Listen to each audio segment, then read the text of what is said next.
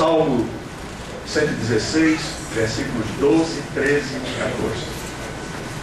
Diz assim a palavra de Deus: que darei eu ao Senhor por todos os benefícios que me tem feito?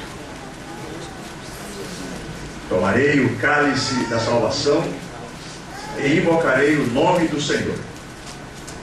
Pagarei os meus votos ao Senhor agora, na presença de todo o seu povo. É uma noite muito especial para mim, especialmente, que tenho a responsabilidade de servir ao Senhor, de servir a igreja aqui neste bairro, aqui neste santuário. Inicialmente eu quero, sob a forma de prestação de contas, dizer ao nosso querido líder, pastor Timóteo Ramos de Oliveira, que o rebanho vai bem, pastor. Eis aqui o povo que Deus confiou à sua liderança como líder do nosso ministério e que Deus me confiou como seu representante aqui neste bairro, aqui neste santuário. O salmista estava preocupado porque tinha recebido muitos benefícios do Senhor e começou a perguntar a si mesmo o que ele podia fazer para retribuir ao Senhor de alguma maneira pelo que Deus havia feito por ele. E quando ele estava refletindo sobre isto, ele mesmo encontrou a resposta. E a resposta foi aqui no versículo 13: tomarei o cálice da salvação e invocarei o nome do Senhor. O que significa isto? O que significa tomar o cálice da salvação? Tomar o cálice na Bíblia significa quase sempre a ideia de coisas difíceis que estão sob a nossa responsabilidade. Tomar o cálice da salvação não é outra coisa senão isto mesmo. Tomar o cálice da salvação significa assumir responsabilidades na obra do Senhor, seja o pastor, seja o presbítero, o diácono ou o membro da igreja.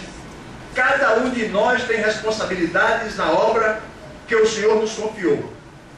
Eu costumo dizer à igreja, e vou repetir aqui mais uma vez, que se houver alguém nesta igreja, ou entre nós mesmo, pessoas de outras igrejas, outras denominações, que não sabe o que é que lhe cabe fazer na casa do Senhor, corra para os pés do Senhor e pergunte, porque cada um de nós tem uma tarefa específica.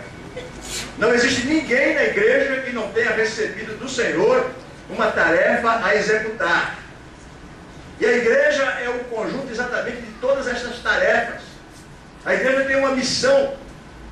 E o que é uma missão? Missão é uma tarefa com um propósito. A tarefa que a igreja tem é de pregar o Evangelho. Ide por todo mundo, pregai o Evangelho a toda criatura. Esta é a tarefa. Qual o propósito desta tarefa que faz com que ela se torne uma missão? Ide, pregai, a fim de que aqueles que forem receberem o Evangelho sejam salvos. Ide por todo mundo, pregai o Evangelho a toda criatura, para que aqueles que crerem sejam salvos. O propósito da nossa pregação é alcançar a salvação daqueles que não conhecem Jesus. E é exatamente isto que nós temos procurado fazer aqui, pastor. Nós temos assumido esta responsabilidade, assumido a missão de alcançar este bairro através da palavra de Deus. É um bairro fechado. É um bairro onde os condomínios estão enclausurados, como praticamente todos nós no Rio de Janeiro estamos enclausurados por trás de grades, por trás de paredes, por trás de muros, porque o Rio de Janeiro se tornou uma cidade difícil. Mas, ainda assim, pastor, nós temos procurado chegar lá dentro. Dentro de muito pouco tempo, estaremos com o nosso site na internet, já está tudo mais ou menos organizado, faltam alguns detalhes. E nós vamos forçar a barra, para usar uma expressão humana. Nós vamos entrar nos condomínios, mesmo que eles não queiram. pela internet. Aleluia! A internet foi a maior bênção que Deus colocou nas mãos da igreja. A missão será cumprida. Há missões que são mais difíceis. Evangelizar no Recreio dos Bandeirantes é uma missão difícil. Mas a igreja está consciente de que precisa assumir esta missão. Então, tomar o cálice da salvação é isso. É assumir a responsabilidade de cada um. Os cantores, os levitas, os evangelistas, aqueles que oram, aqueles que contribuem. Cada um de nós tem tarefas específicas. E se alguém não sabe o que lhe cabe, pergunte ao Senhor. E outro propósito do salmista é pagar os seus votos, pagarei os meus votos ao Senhor agora, na presença de todo o seu povo. Cada um fez votos. Nós, crentes, sabemos muito bem que é melhor não votar do que votar e não cumprir. Votar não no sentido de levar o voto para a urna, não é isso. É votar e fazer o voto. É melhor não fazer voto algum do que fazer voto e não pagar. Nós todos temos consciência disso e estamos conscientes da necessidade de pagar os votos que temos feito ao Senhor, porque temos recebido muitos benefícios da parte do Senhor. Então, pastor, nós estamos primeiro gratos a Deus, porque foi Ele que nos escolheu. Não fomos nós que escolhemos, foi Jesus que nos escolheu. Então, este privilégio de ser escolhido por Jesus já é uma coisa muito grande. Eu não me refiro ao pastor apenas, a cada um de nós. Não fostes vós, Jesus falou aos discípulos, não fostes vós que me escolheste. Fui eu que vos escolhi. Para que? Vades e o que mais? E deis frutos e o que mais? Então, eis aí, igreja do Senhor, aquilo que Deus quer de nós.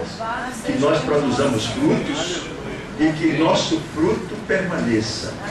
Este é o nosso propósito. E hoje pela manhã eu disse aqui à igreja, eu não ganhei uma igreja para dirigir. Não.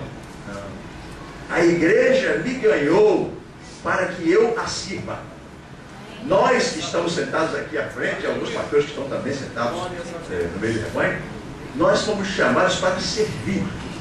A palavra ministro dentro da Bíblia não tem a mesma conotação que tem a palavra ministro fora da igreja.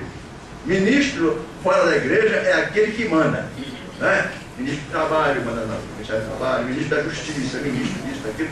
Mas aqui, ministro do evangelho é aquele que serve. Nós estamos aqui para cumprir estes desígnios, este desiderado que o Senhor colocou em nossos corações e para servir a vocês. Nós fomos doados à igreja para servi-la. Esta é a visão dos pastores desta igreja, que seguem o exemplo da liderança do nosso querido pastor Timóteo, e oxalá o Senhor nos mantenha fiéis, firmes àquilo para o que Ele nos chamou. Amém. Que Deus nos abençoe.